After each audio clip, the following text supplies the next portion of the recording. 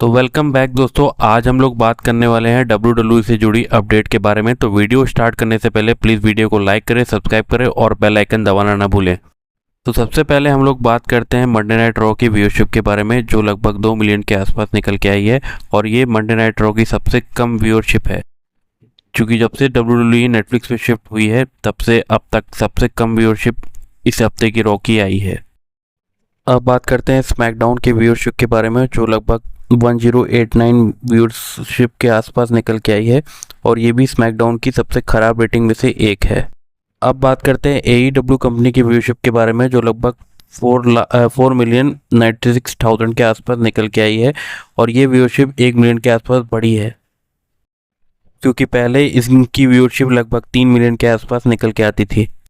अब बात करते हैं TNA की व्यूअरशिप के बारे में, जो लगभग 22,06,000 के आसपास निकल के आई है और इनकी व्यूअरशिप इसी के आसपास अराउंड आगे पीछे घूमती रहती है।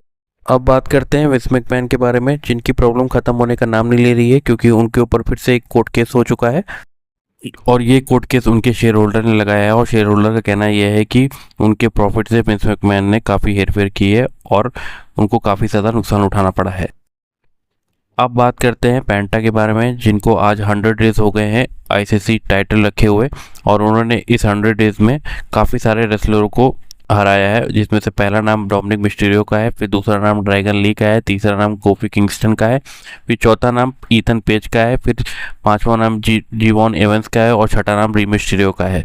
अब देखने वाली बात है कि पेंटा अपनी टाइटल रन कब हारते हैं। अब बात करते हैं कैथी केली के बारे में, जिन्होंने अपने सबसे खास और सबसे क्लोजेस्ट फ्रेंड का नाम लेते हुए बताया है कि उनके सबसे क्लोज फ्रेंड केविन ओवेंस हैं, ब्रॉन बेकर हैं और ब्रॉन्सन रीड हैं। और दोस्तों सबसे इम्पोर्टेंट बात यह है कि कैथी केली और ब्रॉन्सन रीड का एक नया सॉन्ग भी आने वाला है और ये बहुत ही जल्द रिलीज होगा। शायद इसी महीने के एंड में या मिड में इस सॉन्ग को रिलीज किया जाएगा। अब बात करते हैं निकी बेला के बारे में, जिनका हमें बहुत ही जल्द रिंग रिटर्न देखने को मिलने वाला है और रूमर्स का कहना यह है कि जब भी निक्की बेला अपना रिंग रिटर्न करेंगी तो वो हील कैरेक्टर के रूप में आएंगी। अब बात करते हैं कैथी केली के बारे में, जिन्होंने पॉल हेमन के बारे में बात करते हुए कहा कि पॉल हेमन ने उनकी काफ़ी ज़्यादा हेल्प की है जब से वो WWE रिंग के अंदर आई है और उन्होंने जब से WWE के अंदर काम करना शुरू किया है। अब बात करते हैं चैड गेबल के बारे में, जिनके बारे में ये रूमर निकल के आ रहा है कि वो बहुत ही जल्द अपनी पुरानी टीम अल्फा एकेडमी को ज्वाइन कर सकते हैं।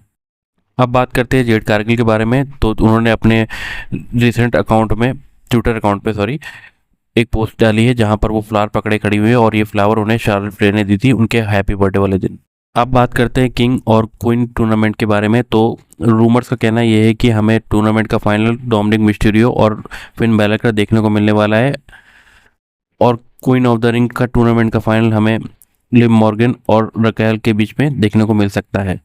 क्योंकि पहले जो प्रेडिक्शन निकल के आई थी तो तब लग रहा था कि हमें Seth Rollins king of the ring tournament जीतते हुए दिखाई देंगे, लेकिन नहीं, उनकी फाइट अभी भी ब्रॉन बेकर के साथ चल रही है। तो फिर लोगों को लगा कि इस बार का जो king of the ring tournament है हमें ओबाफेमी देखने जीतते हुए दिखाई देंगे, बट उनकी राइवलरी ब्रॉक लेसनर के साथ होने वाली है, क्योंकि जैसे ही ओबाफेमी और डोमिनिक मिस्टीरियो का मैच चलेगा वहीं पर हमें इंटरफेरेंस देखने को मिल सकती है द बीस्ट ब्रॉक लेसनर की और फिन बैलर हमें king of the ring tournament के फाइनल में जीतते हुए दिखाई दे सकते हैं और वो कोडी रोड्स को चैलेंज करने वाले हैं इस बार की समर स्लैम में। अब बात करते हैं king of the ring tournament के पास्ट के विनरों के बारे में। तो पहले king of the ring tournament के विनर थे द गुंथर, जिन्होंने डेमन पीस को हरा के अपनी वर्ल्ड हेवीवेट चैंपियन अपने नाम की थी।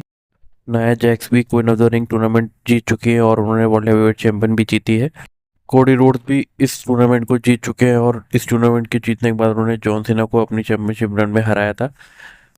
अब बात करते हैं जेड कार्गिल के बारे में, जो कि queen of the ring tournament भी जीत चुके हैं, बट वो ये टूर्नामेंट जीतने के बाद अपनी चैंपियनशिप नहीं जीत पाई थी। अब बात करते हैं उन रेसलर के बारे में जो अभी तक टीवी पर नजर नहीं आया है रेसलमेनिया के बाद से।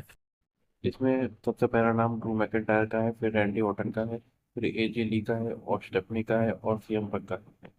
अब बात करते हैं एक्स सुपरस्टार ब्रॉन स्ट्रोमन के बारे में, जहां पर उन्होंने अपने ट्विटर अकाउंट में ट्वीट करके लिखा है कि WWE उन्हें प्लीज एक बार और साइन कर ले ताकि वो ओबा फैमी को सबक सिखा सके और उनसे एक मैच रेसल कर सके। अब बात करते हैं उन रेसलरों के बारे में जो अनबीटेबल रहे हैं, तो उनमें से कुछ रेसलर के नाम है गोल्ड पर, John Cena, Roman Reigns, Undertaker, Brock Lesnar और रॉक।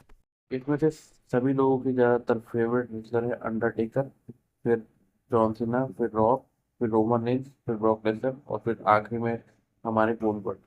बात करते हैं ब्रॉक लेसनर और ओपन फेमी के बारे में। तो लोगों का कैसा कहना है कि जब ब्रॉक लेसनर ओपन फेमी की एज पे थे तब वो इतना फेमस नहीं थे जितना प्रेजेंट टाइम में ओपन फेमी है।